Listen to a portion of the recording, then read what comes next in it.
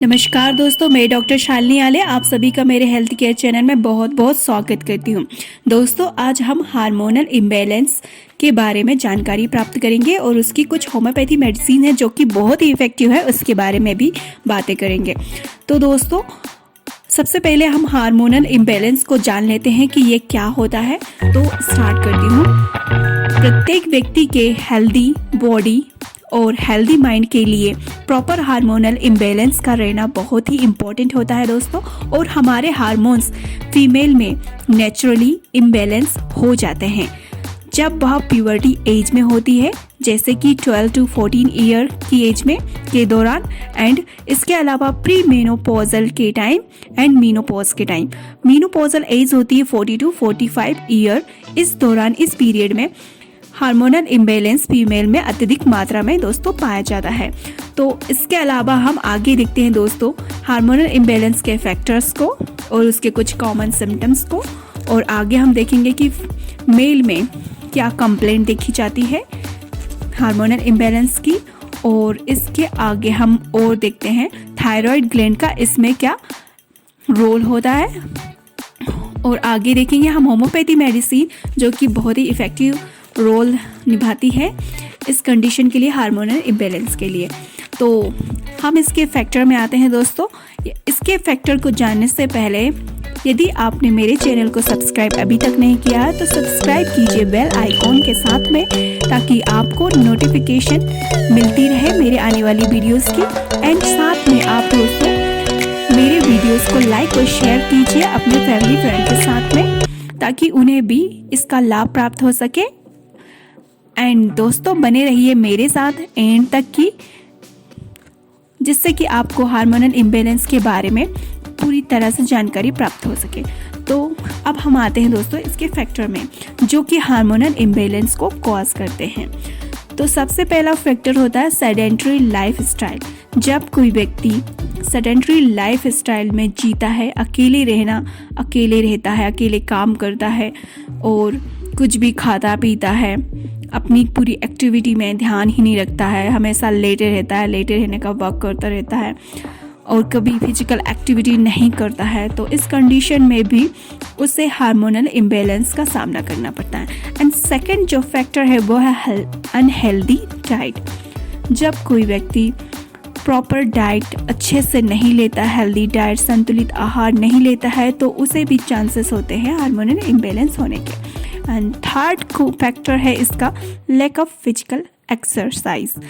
जब कोई व्यक्ति फिजिकल एक्सरसाइज बहुत कम मात्रा में करता है या करता ही नहीं है, तो उसे भी चांसेस होते हैं हार्मोनल इम्बैलेंस होने के। एंड फोर्थ जो फैक्टर है वो है anxiety and mental tension.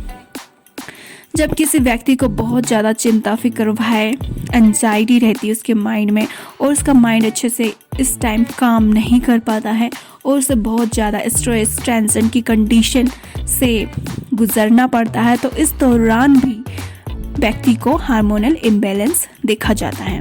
And fifth जो है इसके फैक्टर होते हैं exposure to pollution and toxins, and इसके अलावा synthetic chemicals, xenoestrogens ETC। ये फैक्टर हो गए 5 फैक्टर। एंड आगे हम दोस्तों देखते हैं कुछ कॉमन सिम्टम्स होते हैं जो कि हार्मोनल इम्बैलेंस को कॉज करते हैं। तो ये कॉमन सिम्टम्स इस प्रकार से है दोस्तों। पहला है ओबेसिटी, मोटापा। कुछ फीमेल ऐसी होती है दोस्तों जिनमें हार्मोनल इम्बैलेंस होने के कारण उनका जो वेट होता है, वजन जो होता है, वह लगातार अत्यधिक मात्रा में बढ़ते ही जाता है। यह समस्या उनमें देखी जाती है दोस्तों। और यदि इवन वह प्रॉपर हेल्दी डाइट भी ले या फिर एक्सरसाइज योगा भी करती हो, इसके बावजूद भी उनका जो वेट होता है, वज़न, वह लगातार बढ़ता ही जाता है, क्योंकि उनमें हार्मोनल इम्बैलेंस की प्रॉब्लम होती है। तो इस कारण से उनका वेट गेन होते जाता है दोस्तों। तो सेकंड जो सिम्टम्स होता है वह फिजिकल वीकनेस और जनरल फटीग। दोस्तों, हार्मोनल इम्बैलेंस का जो पेशेंट होता है उसकी यह हमेशा कंप्लेंट होती है, वह हमेशा जब डॉक्टर के पास जाता है तो ये कंप्लेन लेके जाता है कि वो बहुत ही वीकनेस महसूस कर रहा है, कमज़ोर महसूस कर रहा है, थोड़ा सा भी वर्क करता है, फिजिकल एक्टिविटी करता है तो वह थक जाता है, या नहीं भी करता तो उसे बहुत ही दिन भर थकान फील होती है 24 घंटे, और वो शारीरिक और जो मानसिक श्रम होता है वो बहुत कम करता है और करने से पहले ही थकान महसूस करने लगता है। और इसके अलावा उसमें स्लीप डिस्टर्ब्ड देखा जाता है दोस्तों, उसे इंसोम्निया भी होता है दोस्तों, और इसके अलावा उसकी जो सेक्स करने की इच्छा होती है वह बहुत ही कम होती है, होती ही नहीं, क्योंकि दोस्तों हार्मोनल इम्बैलेंस के टाइम सेक्स हार्मोन्स का प्रोडक्शन बहुत ही कम हो जाता है, जिसके परिणाम स्वरूप उसे लिबिडो, उनका जो लिबिडो होता है वह लो हो जाता है, और इसके कारण उसे बहुत ज़्यादा फिजिकल वीकनेस और जनरल फटीग महसूस होता है। और जो आगे हम इसका तीसरा कॉमन सिम्टम्स होता है एक्सेस बेली फैट। जब दोस्तों एंडोक्राइन सिस्टम स्ट्रेस में होता है तब यह हार्मोनल इम्बैलेंस को लीड करता है। तब ऐसी कंडीशन में हमारी बॉडी में हार्मोनल इम्बैलेंस के साथ में दोस्तों कार्टिसोल नामक हार्मोन्स का प्रोडक्शन बहुत ज़्यादा होने लग जाता है, जिसके कारण फैट का बॉडी में जमाव हो जाता है, और यह जमाव स्पेशली दोस्तों हमारी बेली में देखने को मिलता है। तो ये इसका तीसरा कॉमन कॉज है। अब दोस्तों हम इसके 4 कॉमन सिम्टम्स में आते हैं, वो है एक्सेसिव स्वेटिंग। तो दोस्तों बहुत सी फीमेल को हार्मोनल इम्बैलेंस के कारण नाइट में बहुत ज़्यादा हॉट गरम फ्लैशेस आते हैं, और साथ में उन्हें बहुत ज़्यादा स्वेटिंग होती है, पसीने आते हैं। उनकी यह समस्या हार्मोनल इम्बैलेंस के कारण होती है, साथ ही उन्हें स्लीप डिस्टर्ब रहती है और उन्हें इंसोम्निया भी हो जाता है। तो ये हो गया 4th common cause. And 5 cause होता है मेंटल एंजाइटी एंड डिप्रेशन। दोस्तों हार्मोनल इम्बैलेंस के कारण पेशेंट बहुत ही चिड़चिड़ा रहता है, उसे डिप्रेशन हो जाता है, साथ में उसे एंजाइटी भी हो जाती है, और साथ में उसका जो माइंड होता है उसमें बहुत ज़्यादा कन्फ्यूजन होता है, एंजाइटी रहती है और डिप्रेशन रहता है। तो ये 5th कॉमन कॉज है। आने वाला 6th कॉमन कॉज है दोस्तों गैस्ट्रिक एलिमेंट।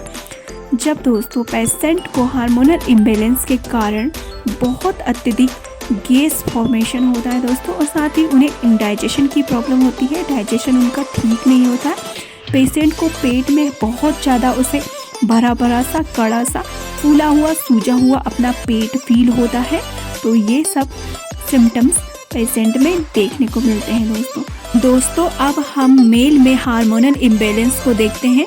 जब कभी मेल में पाया जाने वाला टेस्टोस्टेरोन हार्मोन इम्बैलेंस हो जाता है तो पेशेंट में ये कंप्लेंट्स आते हैं। पहला कंप्लेंट है इनफर्टिलिटी, बांझपन। सेकंड है ईडी इरेक्टाइल डिसफंक्शन, नपुंसकता। एंड थर्ड है लो सेक्स ड्राइव, कम यौन रुचि का होना। एंड 4th सिम्टम्स जो है कंप्लेंट है मेंटल डिप्रेशन, अवसाद और निराशा की भावना का होना। एंड 5 है डेवलपमेंट ऑफ ब्रेस्ट, उनका जो ब्रेस्ट होता है वह डेवलप हो जाता है। एंड 6 जो कंप्लेंट होती है वो होती है कि डिक्रीज बोन डेंसिटी, जो हड्डियों का घनत्व होता है उनका कम हो जाता है। एंड इसके साथ ही ये कंप्लेंट लेके आता है पेशेंट की उसके बहुत ज़्यादा बाल झड़ रहे हैं, उसे बहुत ज़्यादा थकावट महसूस हो रही है, और साथ ही उसको लॉस ऑफ जो मसल्स उसकी स्ट्रेंथ हो गई है वो बहुत ही कम हो गई है। तो ये सारी कंप्लेंट लेके एक पेशेंट आता है, मेल पेशेंट। तो इसके अलावा यदि पेशेंट को कोई थायराइड डिसफंक्शन हो, उनका जो थायराइड ग्लैंड है वो अच्छे से काम नहीं कर रहा हो, उसके कारण भी हार्मोनल इम्बैलेंस देखने को मिलता है।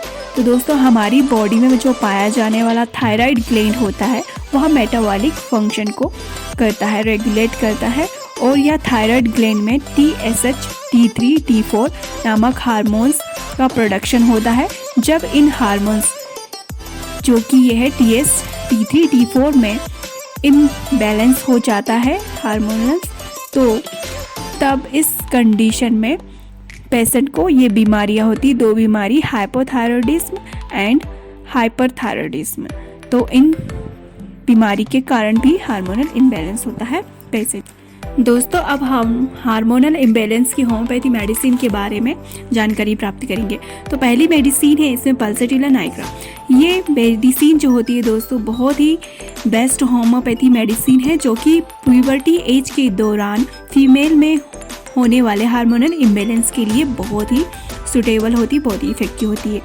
ये मेडिसिन PCOD में भी यूज की जाती है दोस्तों, जब पेशेंट को हार्मोनल इम्बैलेंस हो जाता है तो इस कंडीशन में हम पल्सैटिला नाइग्रा को देते हैं दोस्तों। और इसका जो पेशेंट होता है ये कंप्लेंट लेके आता है कि जो उसका मेंसेस होता है, पीरियड होता है, बहुत ही कम आ रहा है और इरेगुलर आ रहा है और दबा हुआ है, रुक रुक कर आता है।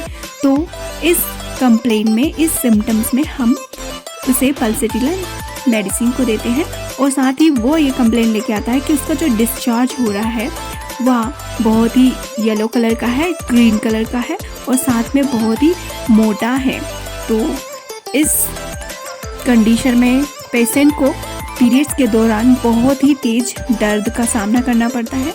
तो ऐसी कंडीशन में दोस्तों हम देते पल्सैटिला नाइग्रा को 330 CH में 3 टाइम 4 ड्रॉप डायरेक्टली ऑन टंग में खाली पेट। तो ये बहुत ही इफेक्टिव मेडिसिन है इस कंडीशन के लिए। सेकंड मेडिसिन है हमारी दोस्तों CPM।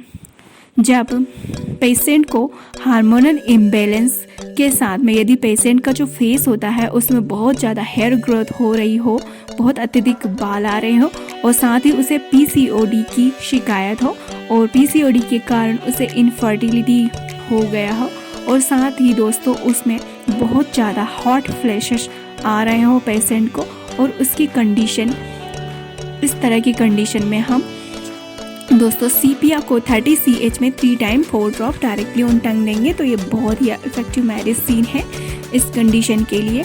और दोस्तों आगे हमारी मेडिसिन है थर्ड मेडिसिन लेकेसिस। जब दोस्तों पेशेंट को हम जो हार्मोनल इम्बैलेंस के कारण उससे बहुत ज़्यादा हॉट फ्लैशेस आ रहे हो, पेशेंट बहुत ज़्यादा टॉकेटिव नेचर का हो, बहुत ज़्यादा बातें कर रहा हो, उसका जो माइंड है बहुत ज़्यादा बेचैन हो, तो ऐसे सिम्टम्स में हम उसे देंगे लेकेसिस 30 CH में 3 टाइम 4 ड्रॉप डायरेक्टली ऑन टंग खाली पेट। तो यह मेडिसिन बहुत ही अच्छा वर्क करेगी, बहुत ही यूज़फुल होगी इस कंडीशन के लिए। फोर्थ मेडिसिन है हमारे दोस्तों इग्नेशिया। जब पेशेंट को बहुत ज़्यादा सैडनेस की फीलिंग हो, बहुत ज़्यादा वह डिप्रेशन में हो और लगातार रो रहा हो, तो ऐसी कंप्लेंट के साथ यदि कोई पेशेंट आता है तो उसे ऐसी कंडीशन में देते हैं इग्नेशिया 30 CH में 3 टाइम 4 ड्रॉप डायरेक्टली ऑन टंग। तो यह मेडिसिन बहुत ही इफेक्टिव मेडिसिन है इस कंडीशन के लिए। तो दोस्तों होम्योपैथी मेडिसिन जो होती है वह हार्मोनल इम्बैलेंस को ट्रीट करती है बहुत ही अच्छे तरीके से और पेशेंट की जो इमोशनल और फिजिकल कंडीशन होती है, सिम्टम्स होते हैं, उस इन दोनों इशू को वह सक्सेसफुली ट्रीट करती है होम्योपैथी मेडिसिन। और साथ ही होम्योपैथी मेडिसिन को देने से पहले डॉक्टर पेशेंट के जो सिम्टम्स होते हैं उसे मैच करता है मेडिसिन के सिम्टम्स से और फिर उसके बाद तत्पश्चात ही मेडिसिन को देता है। तो यह मेडिसिन बहुत ही अच्छा उम्दा वर्क करती है और साथ ही इसकी कोई भी साइड इफ़ेक्ट नहीं होते हैं और इसे सेफ होती है मेडिसिन और नेचुरली वे में काम करती है। तो इस तरह से होम्योपैथी मेडिसिन का वे ऑफ एक्शन होता है। तो दोस्तों आगे मिलती हूँ मैं आगे की वीडियो में, नेक्स्ट वीडियो में। तब तक के लिए अपना ख्याल रखिए। धन्यवाद। नमस्ते।